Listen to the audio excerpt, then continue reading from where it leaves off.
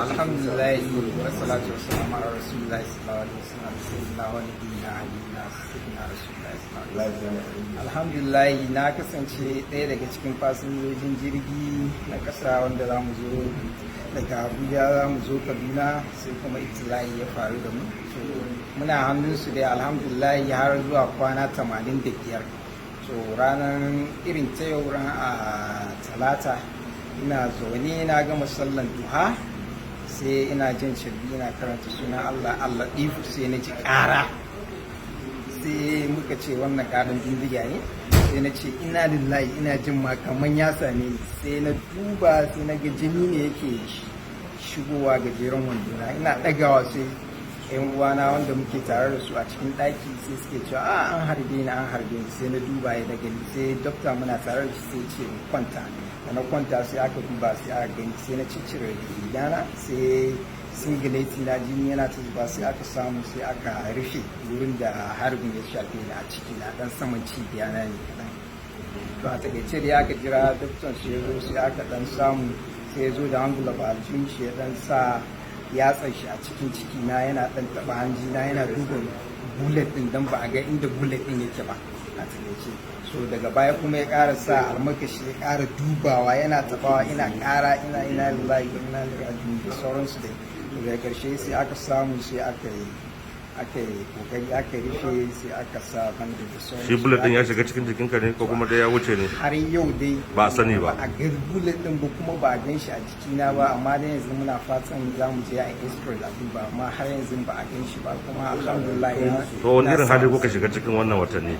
To gaskiya ne tun daga lokacin daga muka ji kara a cikin jirgi muka ji karan bom tun daga lokacin a ruɗe muke yadda rana ma ta faɗi takalma na suka zube haka da muke ta tafiya da yi har zuwa kullum ana kwana da mu da bindiga su ba kwanciyar hankali ba nisla.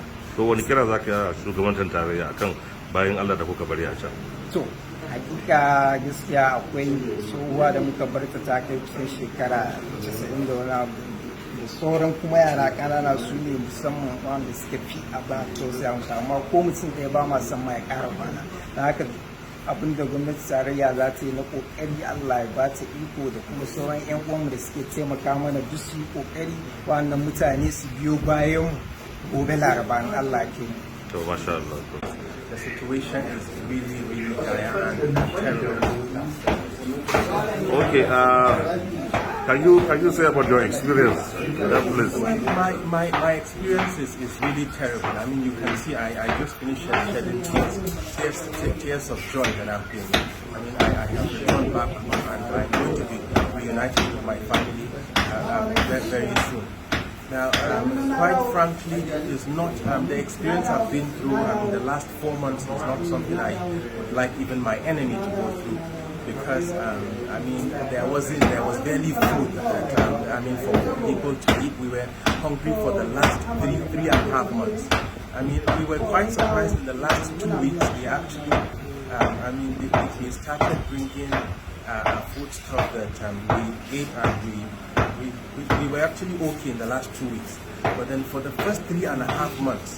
We were actually very hungry, and when I say very hungry, this is an understatement. I mean, there were days that we go, just eating once. We ate once on certain days, and just imagine there are children that are barely 1 year. I mean, a child that is barely 1 year old and a 90-year-old person feeding once a day. Just do the math. I mean, when you talk about medication, I literally was the medical doctor on camp. I was treating the captives as well as the bandits, or I would say Boko Haram members. There wasn't medication. To be very frank with you, we heard on the radio somebody was claiming that they would bring medication whenever it was needed. There wasn't any medication on camp. I mean, we could go days. There was a day that a particular lady who had malaria. So malaria, you could treat malaria with 1,000 naira. But this lady literally was going into coma because there wasn't medication for her. I mean, there wasn't medication for her malaria. So the situation is really terrible. Any molestation, beating? Well, I personally did not experience any molestation, but then some women on camp claimed that there were attempts at molestation, but I personally did not experience this, and this happened in the first 1 to 2 weeks after we were held captive. Your final advice to the federal government regarding the condition of the remaining captives? Well, I would like to call on the government to do whatever is necessary to rescue these people, because these people are in a very terrible situation, very terrible. They're very hungry. There is no medication. I mean, when we left these... Mukthar Shu'aibu, ɗaya daga cikin wanda Allah ya fito da su yau, mun dawo gida lafiya kalau, ɗan uwa sun taimaka. So kwanan mu 127 yau Allah ya kawo ƙarshen zaman mu. Muna kira ga gwamnatin tarayya da masu hannu da shuni su taimaka ma sauran uwanmu da suka rage. Su taimaka ma sauran uwanmu da suka rage dan Allah dan Annabi a samu a ceto rayuwarsu saboda suna cikin wani hali. Mun gode. Is that I keep on saying that there is nothing dialogue and negotiation will not achieve. In a situation where military force will not work, dialogue will certainly work. This thing happens over 4 months ago, and most of these victims, are in terrible condition, as you can see in these pictures. As for me, I have said it before.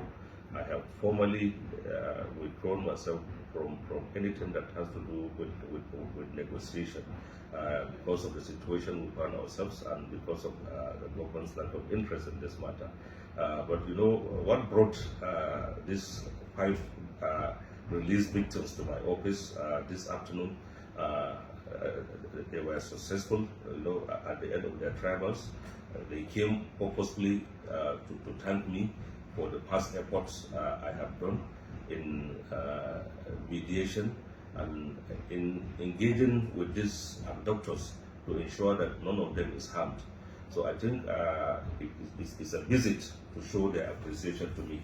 That is why I take pictures with them, and we pray that the remaining victims, government will facilitate their release as soon as possible. And as I keep saying, is that when government did not take charge of situations like this, you will only allow desperate family members, to negotiate the release of their loved ones, and by implication, certainly ransom will be paid.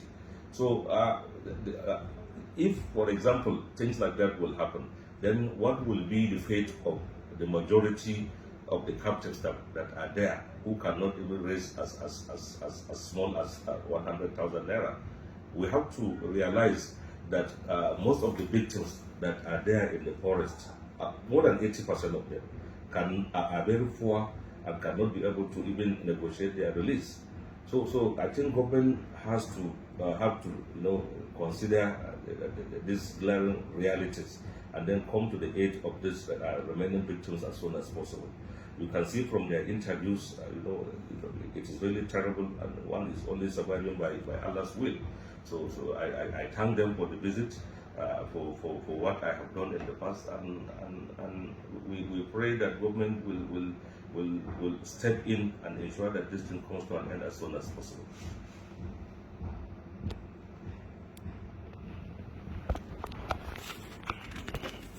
Because one of them bad only picture